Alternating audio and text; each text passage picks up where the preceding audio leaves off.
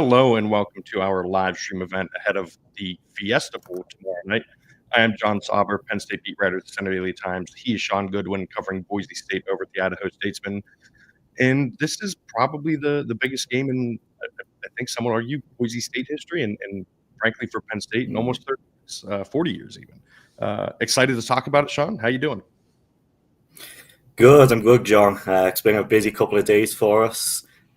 Couple more to go, but now, like you said, it's for a program that's only been a FBS program for about 30 years. Fourth Fiesta Bowl, and this is arguably the biggest of the bunch. So, it's exciting times. Yeah, it is. It's an exciting time to be covering the team, to be doing a lot of the traveling and the work that we're doing, for sure. This has been a fun week, and I'm sure it'll be a fun game to cover.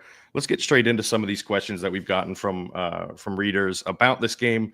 You can obviously speak much more to the Boise State side of things, and I'll help out as much as I can with the Penn State stuff. But we have one from here. Alan in Boise asks, how do the offensive lines and defensive lines compare? To me, I think this is going to be one of the most fascinating matchups in this game. Mm-hmm. Yeah, no, I mean, I guess why do you think it's so fascinating, John? There is a lot of discussion, right, about Penn State's defensive line and its edge rushers and Abdul Carter and what he's done, and Deni Dennis Sutton and what he's done. But I think there is an argument that this Boise State defensive line specifically is one of the few in the country that can match that level of production, right? And I want to know, what have you seen from those Boise State edge rushers that makes you think or makes you believe, right, that those things that this is a line that can be impactful on Tuesday? Yeah, I mean, I think the edge rushers at the end of the day, those are the guys who kind of make things tick for Boise State this year. You're talking about a team that has the second most sacks in the nation. And when you've got guys like Jason Virgin Morgan and Mark and Usarini and those kinds of guys, it's against the quarterback, and Drew Aller is going to be the guy to keep an eye on, I'm sure, for Penn State when we're talking about getting into the Boise State secondary. So, guys like Jason Virgin Morgan with his huge seasons, it's going to be a big task for him to put pressure on Aller. Yeah, and that's one thing that I think Penn State's done really well this year is kind of keeping Aller clean. One of the issues that he had early on against SMU was that he was getting a little bit of happy feet in the backfield, right? Like he was a little hesitant to make throws that he was seeing the throws and he was just not, like, it was like there's a disconnect between his brain and his arm. The ball, he was hanging on to the ball a little bit too much, right? Like then he would kind of see ghosts a little bit, like we've seen some quarterbacks deal with in the past with maybe pressure that isn't there. He's at times run himself into sacks, but for the most part, he's mobile enough, he's big enough, he's physical enough, he's strong enough that he doesn't go down a ton. And I'm curious to see that, how much that size, that play, right? You're absolutely correct. This Boise State pass rush is what makes that defense go, and it's kind of, I think, going to be pretty impactful in this game. That being said, Penn State's offensive tackles, Drew Shelton and now Nolan Rucci at right tackle, have been very good. Rucci struggled a little bit against SMU at times, but they lost starting right tackle Anthony Donka with a long-term injury, as James Franklin likes to refer to these things. I wouldn't expect to see him back the rest of the season, but losing a starting tackle is difficult. And when Rucci steps in and plays well, it's obviously very helpful and can get the Penn State offense sort of staying on track in that regard. When it comes to Boise State, what have you seen from that offensive line this year, and whether it's the passing game or the running game, and how it's helped? Obviously, Ashton Jeanty have one of the greatest seasons in college football history. Yeah, no, I would say, I think we kind of realized that literally game one of the season against Georgia Southern, when it was actually a full-strength offensive line, before Mason Randolph and Roger Carrion both went down in, those first two games of the season, basically. And Boise State missed him literally all year until the final two games of the season.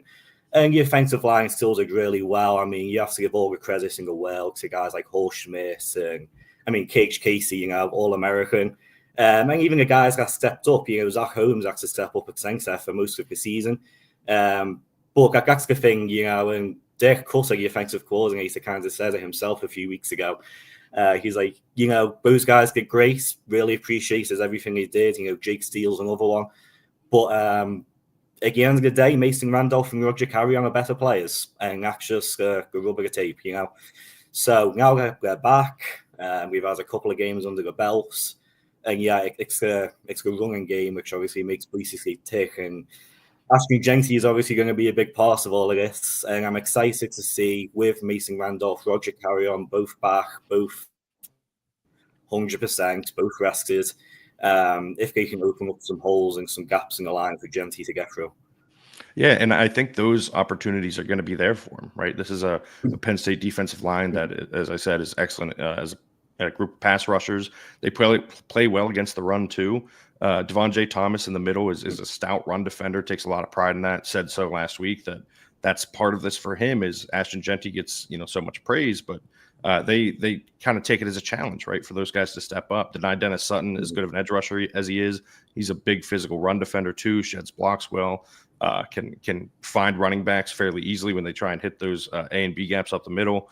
I think the real question is if these Boise State offensive linemen are able to get to the second level too, right, and get to the linebackers that have struggled a little bit against the run, right? Tony Rojas for Penn State has not taken the step forward I think that many expected heading into this season. He played much better against SMU than I think he has all season, which is obviously a very good sign for Penn State. Kobe King is kind of the heart and soul of the defense, who has been very good against the run, but they so often go with three safeties on the field or go into a true nickel with three cornerbacks that you don't always see a third linebacker out there. And curious, maybe they go base a little bit more. You see three linebackers on the field to deal with Jeanty, because he is a problem, and he has been a problem for everyone he's faced this year. As far as the pass rush, though, I tend to think Penn State's going to have a pretty big advantage there. But how did you see? Because I think the best test that Boise State had was pretty clearly Oregon in this regard, with guys like Jordan Birch coming off the edge. How did you see the Boise State offensive line handle Oregon early in the season? I mean, especially back then, it was kind of a team with, I don't want to say growing pains, but especially it was essentially Maddox Magson's third start. He has his one start last year in New Mexico, got injured, and then became the starter this year. So that was a team still some growing pains as well. But you could tell at that point it was the reliance on Jeanty. But I'll give it to Maddox for that game as well. If I'm trying to recall, I think there might have been a single interception, only one of his three this year. But that was the first game I kind of seen as well with Magson, where we knew we could play it safe. It was easy check downs. It was, the slant passes and, Matt Lauter coming across the middle. And that kind of combination between Magson playing the ball safe, which he's done all year, and then, kind of layering the defense a little bit more, to the pass rush and whatnot, and then releasing Jeanty on a run is kind of what you saw with Oregon. And that's why you saw Jeanty, he had, I think, 30 plus carries and, his crazy amount of yards. I think it was 192 yards, 3 touchdowns. But it was chunk plays, it was a 50-yard run, a 60-yard run. It was picking the moment to release him. And I think you'll probably see a similar kind of deal with Penn State as well. Yeah, and that to me is the matchup that everyone will go back to and compare, right? It's the one common opponent that these teams have. Both played Oregon very different ways, right? Penn State was lighting them up through the air and was creating a lot through the air. Also lit them up on the ground, much like Boise State did earlier in the year. But the chunk plays, I think, is what's interesting about this, right? Because Boise State is not, to me anyways, and feel free to push back on this, a team that's equipped to come from behind, right? Because they lean on the run game so heavily that they don't want Maddox Madsen kind of testing the depth of a defense that often. They're trying to play with the lead and then just kind of crush your soul at that point, right? And they've been great at that all year. But if Boise State falls behind early in this game by 2 touchdowns, or is in the third quarter behind by a couple of scores, do you think Madsen kind of has it in him to come back, right, to build a comeback? And do you think they kind of have the non-Jeanty weapons or to make that come back through the air? Or do you think at that point they would still be leaning on him, right, and just being like, hey man, can you break off one of those 90-yarders right about now? Like, what do you think a comeback looks like if they're in that kind of position? I think it'd probably take, unless we're talking like a 3-possession game in the third quarter kind of deal, I think Boise State, and they've always kind of been a sticks to game plan, don't deviate too much, what they're good at. I think if they got to the fourth quarter and it's a 2-possession game, Gang, yeah, he might start putting the ball in Magson's hands a little bit more, and he can throw a rope. He's had some really good passes this season, but then there's just been some games like the Wyoming game earlier this year where just so many passes were just a bit off or a bit behind the receiver. It's the biggest game of the season, so you imagine he's going to show up and be 110%, right? So I think Boise State wouldn't be scared, and I think their cutter absolutely will trust Magson with the ball. But at the end of the day, that's just not. It's a run-first team, and if it's a 2-possession game in the fourth quarter, I don't know if Boise State will be able to, get up and down the field quickly, unless it's like you said, it's give the rock to Genty and be like, can we have 80 yards, please? Yeah, and that's honestly I think that's what this game has to look like from start to finish for Boise State, right? I think this is a ball control kind of game, limit the possessions that each team has, make this, frankly, make it difficult for Penn State to get 30-plus points. I think that's how Boise has a chance in this one. I do think Penn State is going to, obviously realize that and try to score quickly and early, right? They're going to, I wouldn't be surprised if we see a little bit of tempo out of Penn State just to kind of try and get things going. But defensively, all year, they have not been a team that gives up explosive plays, right? They've prided themselves on their bend but don't break defense. They get you, if you get down in the red zone, that's when they kind of stiffen up, and it's a lot harder to score on them. And they've been excellent from that standpoint. They are creative defensively with defensive coordinator Tom Allen. They will throw some blitzes at teams. They go to this prowler package in 3rd and long, where it's essentially 6 floating players at the line of scrimmage and 5 defensive backs that you don't know who's going to rush, you don't know who's going to drop. And I think that will be interesting to see if they even try that, because it's been a staple since Manny Diaz was the defensive coordinator the last couple of years, but it's kind of difficult to do that, even if it's 3rd and 17 and Ashton Genty's in the backfield, because it is very possible that Boise just hands the ball off in that situation and that he picks up a long gain anyways, right? And so I'm fascinated to see how much Penn State kind of has to change its identity in this game, because as you mentioned, Boise State is going to stick to its identity, right? It is who it is. It's going to try and win this game on the ground. I guess to flip to the Penn State offense a little bit here, more holistically, do you think this is a Boise State secondary that has kind of dealt, or back 7 that has dealt with a player like Tyler Warren yet this year? And do you think, how do you think they'll handle that kind of strange weapon that can be used in that many ways that he has this year? Yeah, I don't think they've dealt with a player as good as Tyler Warren. They've had some good opponents through the year, some good receivers. Obviously, over his name's slipping my mind now. The San Jose State's Nick Nash, obviously. Yes.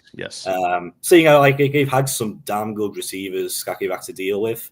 But I think, like you said, just everything that Warren's able to do. He's the best tight end in the nation, right? And I think you look at guys like, Zion Washington, Ty Benefields, more of our free safeties and whatnot over here.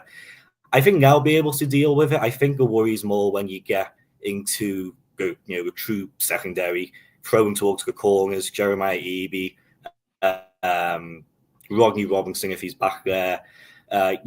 That's where the team has kind of struggled. It's been those deep passes downfield. Tackling has not been good downfield as well. And I think that could be what does Boise State in. And it's very interesting because Penn State's receivers have struggled all season, right? Warren has been phenomenal as a tight end. Trey Wallace will step up at times at wideout. He's a really good athlete who can high point the ball really well down the field. They have a guy like Amari Evans, who's a great deep threat, but doesn't do a whole lot else. So, you kind of know he's running downfield if he's on the field, or they're going to try and get him the ball behind the line of scrimmage to create something with his speed. But it's kind of a weakness on weakness situation where that could be what decides this, because if Penn State can somehow break off those big plays, then Boise State just doesn't have an answer, right? Because I think Penn State's run game is going to do well. It's done well against some of the best defenses in the country late in the season. It's, Nick Singleton was banged up a little bit earlier this year. He's fully healthy now, and he very much looks like it. And same with Katron Allen.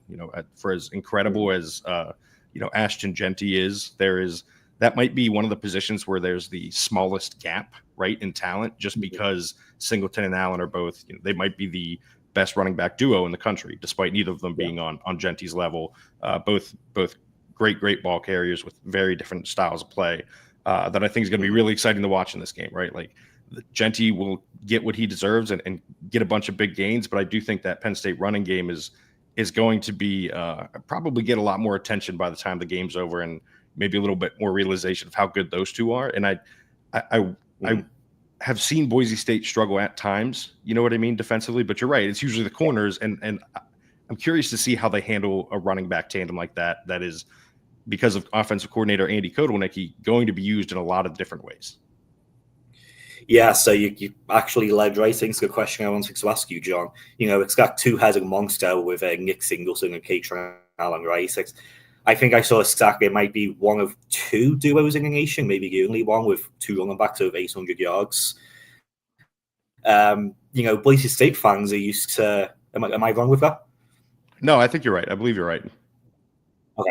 But yeah, no. Boise State fans are so used to give the ball to Genty. Heading into the season, the whole idea was it was going to be a two-headed monster of Sire Gaines and Ashton Genty.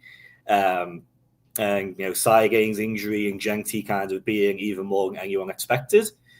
Fans are just used to Genty. It's either rush up the middle. He's fighting through three guys. But how does Singleton and Allen kind of work together? What's that look like? Yeah, so it's very cliched to go the thunder and lightning route, but I'm gonna go with the cliched thunder and lightning route, right? This is Singleton is a power speed back that is trying to break off big plays, right? Like he is. I wouldn't be surprised if whenever he goes to the draft, whether it's this year or next year, if he's running in the 4.3s at the combine, and he's incredibly strong, weighs 225 pounds, will plow through guys. James Franklin and Penn State have talked about him being very violent lately, right? Like him trying to create contact and be a very physical runner, especially after he came back from his from being dinged up, and now that he's back at full strength. So he is the one. He's going to look to bounce outside a little bit more than Allen does. He's going to they're going to use him a little bit more in the passing game in space. I think will be an objective for them in this game especially. But Katron Allen is your thunder then, right? He is the big bruising back who is.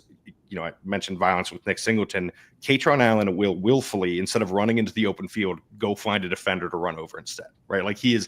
I watched this happen in the SMU game. It's probably not a great decision because if you have open field, you should take it. But they were up so much it kind of didn't matter against the Mustangs. But he picked out a defender and ran him over rather than running to the open field. Not quite the speed. Does not have the breakaway speed. Wouldn't be surprised if he is in the open field and gets caught from behind once or twice. Not saying he's slow by any means, but probably closer to like a high 4.4s, 40-yard dash. Mm-hmm. He's also a very good receiver though. And they use him as more of a reliable weapon out of the backfield, right? They're not going to, send him on wheel routes or anything, but they will run angles with him. They'll run him into the flats just to, when you need 3 yards, get him out there and get him into space. And so like combined, they're one full Ashton Genty. That's not how that works, right? Like you can't do that. But separately, they are excellent, have been excellent all season. Running back has been a strong point for Penn State for pretty much the entirety of the James Franklin era. And, I think that's going to continue, right? I think that is one of the things that I think merits watching in this game, how good those two play and what they're capable of doing. I guess to kind of pivot more to what we are expecting to see from a result standpoint. If Boise State pulls off this upset, what does it look like to you? You know what I mean? Like, where are the areas? I know we wrote about this. You can find that over at the Idaho Statesman and Center Daily Times. You can find it on our websites. We talked about the most important players in this game and who will kind of shift it. But what does the kind of game script and game flow look like to you if Boise State pulls off the upset? I've been saying since we found out it would be Penn State. I think, the line, I think is 12 points right now, Penn State. I think it's going to be one possession. I don't know what way that's going to go. And don't get me wrong, there's the absolute possibility that Penn State could blow Boise State out and we're looking at another playoff blowout. But I do think it's going to be, I don't think Boise State's going to blow Penn State out, well, that way. I think if Boise State does win, it's going to be by a possession. And yeah, how they do it, again, I think if Penn State were to try and stop Jenty, I think it's going to be up to a guy like, you say, Tony Rojas needs to step up. Kobe King actually asked him a little bit about Jenty yesterday as well. And he was just saying how much of a patient runner he is. And, how it's going to be a case of, Penn State defense going sideline to sideline. And at the end of the day, I think if Boise State can avoid turnovers, if Maddox Magson can, again, keep the ball safe, don't throw any interceptions, if I were to give you a prediction, I really think it would be something like a 31-28, field goal victory for Boise State, if that's how it would work. But how would it look for Penn State if they were to win, John? Yeah, I think this is one of the rare instances for Penn State where if they kind of just do what they're supposed to do, they're going to win this game, right? I think variance would play into Boise State's favor. So I think Penn State's got to go out there and be itself on defense, not try to do too much. Yes, you need to focus on Ashton Jeanty, but you also need to understand that you will get burned over the top by Cam Camper if you let him go, right? Like if you focus too much on Jeanty, you will get burned. And so I think they need to maintain their identity defensively. They need to be better at tackling than they have been recently. They've been very good tacklers at times this season, but it waxes and wanes, especially at the second level. Offensively, I just think this is, metrically, like I think this is the worst defense of the playoff. Boise State's, I think they're in the 50s in ESPN's Bill Connolly's SP Plus, which is like a predictive measure and puts a lot of factors into it to determine defensive success. But this is a defense that can be had. And you mentioned those corners. I think the wideouts just kind of have to have a normal game, right? Like they don't have to be extraordinary. Pretty much everyone on Penn State's offense just has to play like it's capable of. Tyler Warren, wouldn't be surprised if he finishes with 12 catches for 200 yards. Wouldn't be surprised if he finishes with 7 for 80 and a touchdown, right? And I think Penn State can have success with either of those things. And I think that's where the talent gap comes into play here, is that Penn State just kind of has to play like itself, right? And it can get the win. Whereas Boise State, I think, does need variance. It needs to introduce things. That's how you end up being, a 12-point favorite, right? Like it's clear that the odds makers see that gap and everything. And so I think it's really, it's kind of straightforward like that, right? I do think it will be relatively high scoring. I said 38-28 Penn State. I wouldn't be surprised if it's like, a touchdown game and then Penn State puts it away with a field goal to make it 2 scores with 2 minutes left, right? Like I think Boise State is going to be in it throughout, but like we said at the top, I think if there's one scenario where it gets out of hand, it's because Penn State gets up early and then Boise State is kind of rattled. And I don't expect that. I don't think Boise State has been rattled much this season. But I do think that is something worth monitoring. If for whatever reason they're kind of, getting a little out over their skis a bit and they start to struggle early, then it could go downhill very quickly. This is too good of a Penn State team, quite frankly, to allow yourself to get behind or to play shell shocked or anything like that. Like if you come out and you're down 14-0, Jeanty's still got to get the ball, right? Like it's got to be one of those situations for Boise State. I do think it's going to be a very good game. I think it's going to be a very explosive, play-oriented game with Tyler Warren and Ashton Jeanty. You don't always get 2 of the best players in college football on the same field in a game that matters this much. So that's very cool. Something I'm very excited to see. I think we can probably answer one more question here before we get out of here, and I'll flip it a little bit for Boise State's perspective too. But we have a question from Bob in Boise, who the one player Penn State could least afford to lose in the portal. This is pretty straightforward. It's Drew Aller. He's not going in the portal, but it's not a concern. But he is, the engine that makes it all go, right? He is he has taken a massive step forward this season as Penn State's starting quarterback. He's been phenomenal at times this year. I mentioned he gets a little skittish, but the arm talent is unbelievable, right? There are throws that he's the only quarterback in college football that can make from those, from one hash mark to the opposite sideline on an out route that you don't really understand how he got the ball there. And you just you shake your head when you see it because it's probably a bad decision, but he knows he can make that throw and the team knows he can make that throw. So he gets away with it, right? And that is not a concern for Penn State, though. I don't expect them to have many major departures in the portal. This is the position they're in with Aller coming back next season, already saying as much that he's not going to enter the draft. This is going to be a big offseason for Penn State, where they add, right? Like this is however far they make it in the playoff this season, they're going to be able to say, hey, look, Drew Aller's coming back next year. Maybe a few more players that are expected to leave come back. And all of a sudden you're pitching to portal guys that they can return or that they can join Penn State and be a part of a deeper run into the playoff, however it goes this year. But with Boise State, we'll spin this a little bit forward to next year for Boise State, because losing Genty's going to hurt, right? Like it's not fun to lose the best player in college football when that happens. So what do you think that the biggest portal area of need is for Boise State next year? And is it, are they well positioned to kind of make up for what they're losing in Genty? Like, you're never going to make up for it with one player, but are they in a position for the offense to kind of stay on this level next year with portal additions or with younger players coming up and kind of replacing guys that leave? I mean, we're talking about a man who we're talking about a guy who was chasing Barry, or still is chasing Barry Sanders' records. I don't think I can sit here and tell anyone, no matter who Boise State brings in, realistically, we're going to be sitting here with an 11-1 team, 12-1 after the Mountain West Championship. I still think Boise State absolutely is in position to be the favorite for the Mountain West next year, but it's not going to be like what we've seen this year. But yeah, it'll be a mix of, again, we got Breezy Dubar and Sire Gaines, who have both been injured for good chunks of the season. Again, I was kind of expected to be the three-headed monster even with Genty, and both of them being out just didn't help. Dylan Riley, freshman running back, he's looked good on special teams this year. So, you can try and make it up in the aggregate. I don't think...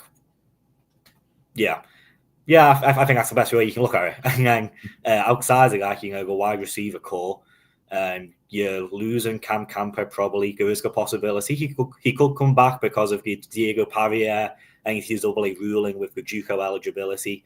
But he remained kind of coy. But otherwise, you've got Latrell Caples who's coming back. But otherwise, Austin Ball, Prince Strong, those are guys who you could probably get some improvements, honestly. So if Boise State were to dip in the transfer portal for a wide receiver, I don't think that'd be a bad move at all to give Magson a little bit more weapons and let him grow as well. Magson's only a redshirt sophomore at the end of the day, and it's his first year as a starter.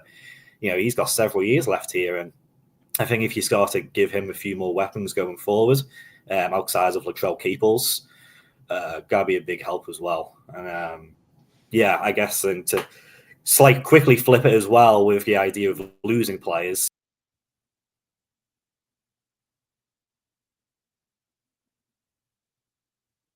It looks like we lost Shaun a little bit there. Sorry about that. A couple of technical difficulties.